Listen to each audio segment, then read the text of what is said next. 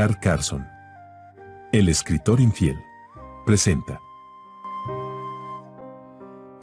Los guardianes de María. El principio.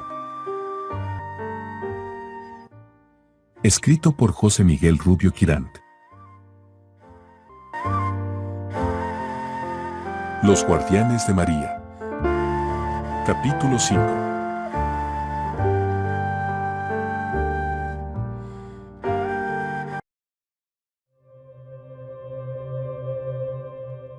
Mañana. 29 de diciembre del año 1370.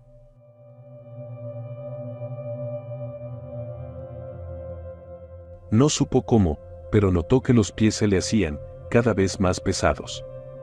Hacía tiempo que había dejado de sentir el escozor de los pequeños cortes en gran parte de su cuerpo producidos por el carrizo.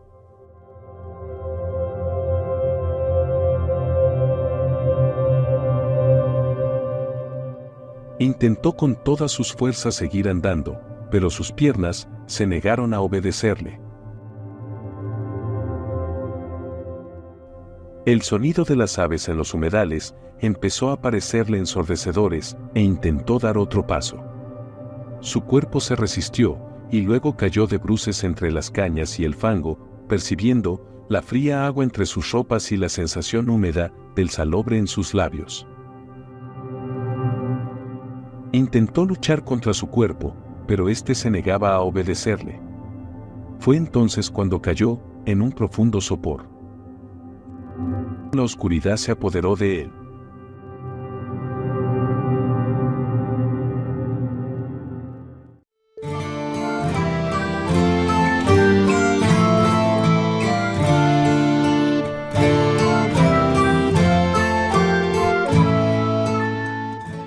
El Cap de la Llum. Antiguo nombre de Santa Pola. Llamado así porque en él se encontró un aljibe, en el cual se colocó una torre para protegerlo, custodiada por 3 soldados. Tuvieron que pasar unos 200 años para que ésta se convirtiera en fortaleza y fragmentara la línea de costa por torres vigías. La primera, ubicada en la playa de las Azucenas de Tamarí. La segunda, estaba en la sierra y la restante, donde se encuentra en lo que actualmente es el faro de Santa Pola.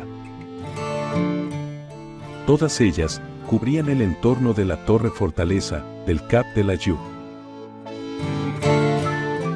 Estas serían construidas para proteger la costa contra las incursiones de piratas y bandoleros e incluso cristianos que navegaban por el Mediterráneo. Mediante fumatas por el día y fuego por la noche, avisaban a Illice si había ataques por parte de estos. En la torre fortaleza se crearía una guarnición en la que habitarían los soldados con sus familias, pero que, con el paso del tiempo, se irían acomodando los lugareños en busca de protección.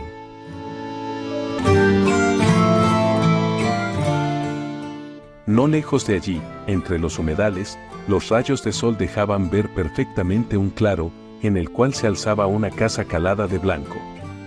El portón de madera flanqueaba el paso a la estancia, la cual se componía de una mesa, con toscos taburetes dispuestos a su alrededor. En la pared del fondo, a la izquierda, se dejaba ver un hueco con estantes, en los cuales descansaban los utensilios de cocina y otros enseres propios de esos menesteres. La sala dividía la casa en 3 puertas.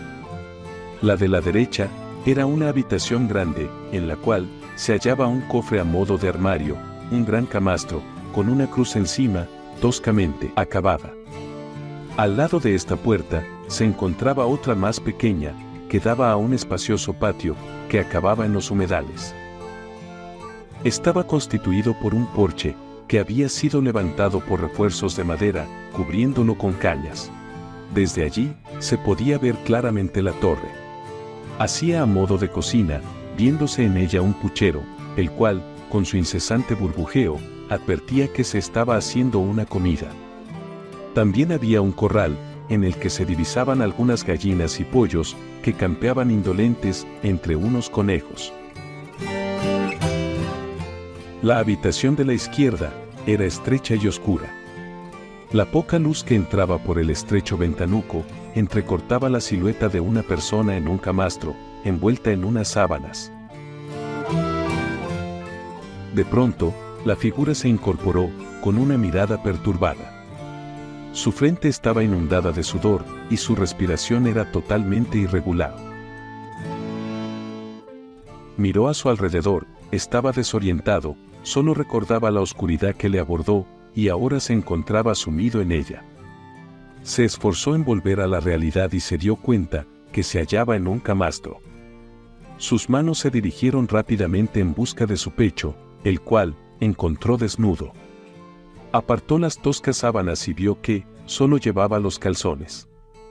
Sintió un pinchazo en su costado, palpándose, notó un vendaje que lo cubría.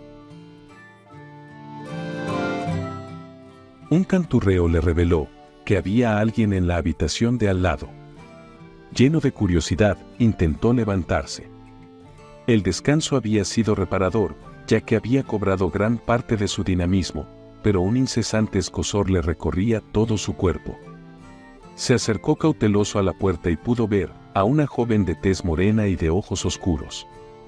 Su pelo, que caía con descuidadas blondas sobre su espalda, era tan negro que aparecían de él, al contraste con la luz, destellos de color azul.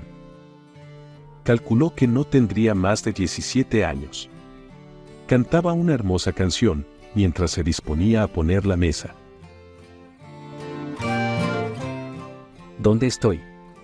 Su voz sonó pastosa, tenía la garganta seca.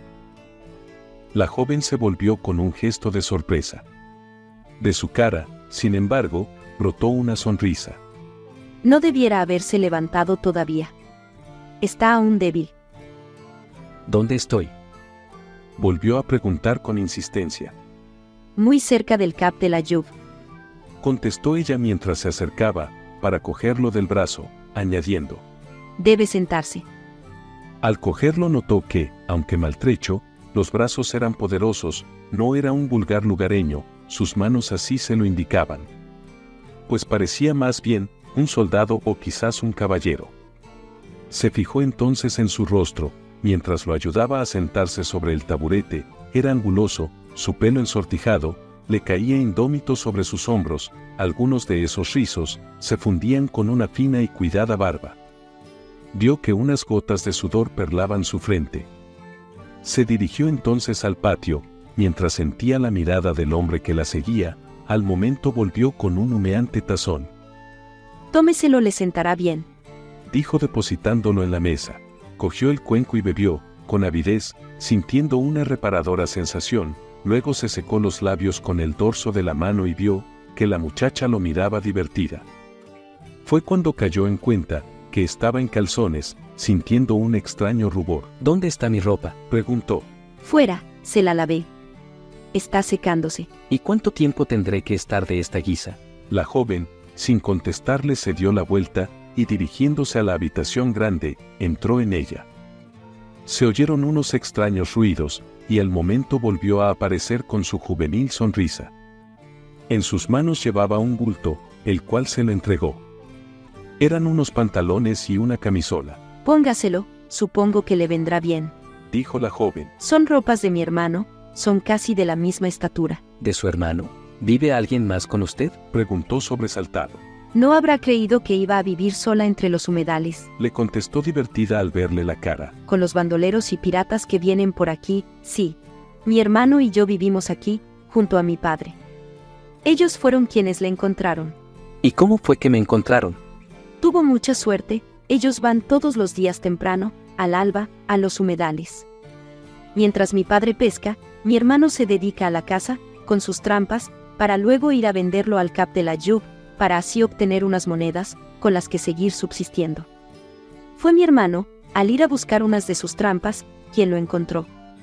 Pero en verdad fue mi padre, al ver en el estado en que se encontraba, pues al caerse se debió dar contra algo, es por eso lo del vendaje, quien decidió traerlo aquí. El hombre se quedó pensativo, y luego mirándola fijamente a los ojos, le preguntó: ¿No le dijeron nada de una caja envuelta en piel? No, solo traía una espada consigo, cuando lo trajeron. respondió sorprendida, mientras mantenía la mirada limpia sobre los ojos de él. La tiene en la leñera, al lado del fuego. No me gustan las armas, por eso la puse ahí. Puede cogerla cuando quiera. El hombre no hizo ningún comentario sobre su daga, supuso que la había perdido entre los humedales. Después asintió y terminó con el tazón mientras ella decía: Deberían haber llegado ya. Pero esta mañana, después de dejarlo a usted, me comentaron que, en la fortaleza, se hablaba de que un guardacostas había encontrado una extraña barca, en las azucenas, en Tamarit. Y lo más extraño, era que contenía la imagen de una virgen. contestó ella santiguándose rápidamente. Después de hacer sus quehaceres, me advirtieron que irían allí. El hombre suspiró para sus adentros, su mirada se perdió en el vacío de la sala y se sumió en el silencio. El destino se estaba cumpliendo, se dijo para sí. Oyó como la muchacha se ponía de nuevo a canturrear, continuando con sus labores.